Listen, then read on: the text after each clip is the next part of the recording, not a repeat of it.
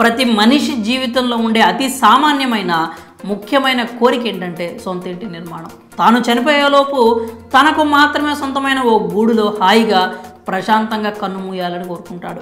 అయితే నేటి కాలంలో ఇంటి నిర్మాణం అనేది బాగా ఖర్చుతో కూడుకున్న వ్యవహారంగా మారింది. పల్లెటూళ్ళల్లో ఇల్లు కట్టాలంటేనే తక్కువలో తక్కువ 10 లక్షల రూపాయల వరకు అవుతుంది. అదే పట్టణాల్లో అయితే ఈ ఖర్చు 5-6 పెరిగిపోతుంది. అంటే నగరాల్లో సొంత ఇల్లు కొనాలన్నా కట్టాలన్నా ఎంత లేదన్నా 1/2 కోటి వరకు ఖర్చు చేయాల్సిందే.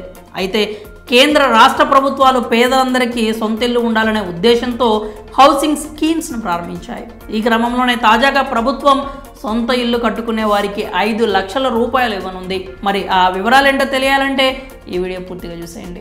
తెలంగాణలో అధికారంలోకి వచ్చిన కాంగ్రెస్ ప్రభుత్వం 6 గ్యారంటీల అమలుకు కట్టుబడి ఉంది. ఇప్పటికే 4 గ్యారంటీలను అమలు చేయగా మిగతా వాటి అమలు కోసం రెడీ అవుతోంది. పార్లమెంట్ ఎన్నికలకు ముందే మ్యాక్సిమం గ్యారంటీలను అమలు చేసేందుకు రేవంత్ సర్కార్ రెడీ అవుతోంది. ఈ క్రమంలోనే నేడు అనగా మార్చి 11న మరో కీలక హామీని ప్రారంభించారు ముఖ్యమంత్రి రేవంత్ రెడ్డి. పేదల సొంత స్థలంలో ఇల్లు నిర్మించుకునేందుకు గాను వారికి 5 లక్షల రూపాయల ఆర్థిక సాయం అందించేందుకు రూపొందించినటువంటి ఇందిరమ్మ ఇల్లు పథకాన్ని భద్రాచలంలో సీఎం ప్రారంభించారు. ప్రజాపాలనలో దరఖాస్తు చేసుకున్న వారిలో అర్హులకు ఇందిరమ్మ ఇళ్ల నిర్మాణానికి సాయం అందించనుంది.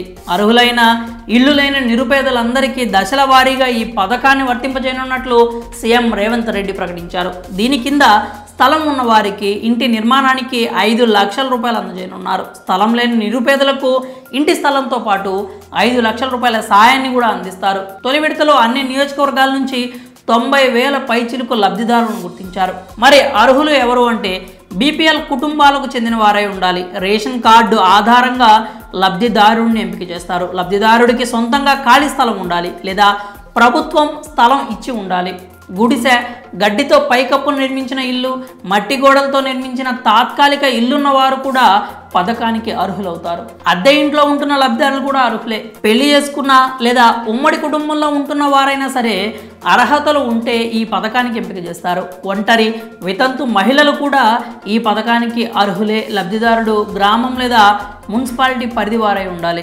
ఇక లబ్ధిదారుల ఎంపిక విషయానికి వస్తే ఇందిరమ్మ ఇంటిని అర్హులైన మహిళల పేరు మీదే మంజూరు చేస్తారు. గ్రామ వార్డు సభల ఆమోదం పొందిన తర్వాతే లబ్ధిదారులను కలెక్టర్ సెలెక్ట్ చేస్తారు. లబ్ధిదారుల జాబితాను ముందుగా గ్రామ సభలో ప్రదర్శించాక సమీక్షించిన తర్వాతే ఫైనల్ చేస్తారు. ఆ తర్వాత జిల్లా ఇన్ఛార్జ్ మంత్రిని సంప్రదించి జిల్లా కలెక్టర్ ఇంటిని మంజూరు చేస్తారు. జిల్లాల్లో కలెక్టర్, గ్రేటర్ హైదరాబాద్లో కమిషనర్ ఎంపిక చేసిన బృందాలు లబ్ధిదారుల అర్హతలను క్షేత్రస్థాయిలో పరిశీలిస్తాయి. 400 చదరపు అడుగుల్లో ఇంటి నిర్మాణం చేపట్టాలి.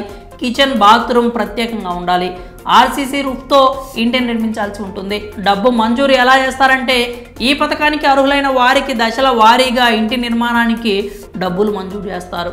మొదటిగా బేస్మెంట్ స్థాయిలో 1 లక్ష రూపాయలు మంజూరు చేస్తారు. ఆ తర్వాత పైకప్పు నిర్మాణం జరిగే సమయంలో మరో 1 లక్ష ఇస్తారు. పైకప్పు నిర్మాణం పూర్తయిన తర్వాత 2 లక్షల రూపాయలు మంజూరు చేస్తారు. ఇంటి నిర్మాణం పూర్తయ్యాక మరో 1 లక్ష, ఇలా మొత్తం 5 లక్షల రూపాయలు లబ్ధిదారుల బ్యాంకు ఖాతాలో జమ చేస్తారు. మరి ఇంత విలువైన సమాచారాన్ని మీ బంధుమిత్రులకు కూడా షేర్ చేసి వారికి కూడా ఖాళీ స్థలం ఉంటే కనుక ప్రభుత్వం నుంచి 5 లక్షలు పొందేందుకు అవకాశం కల్పించండి.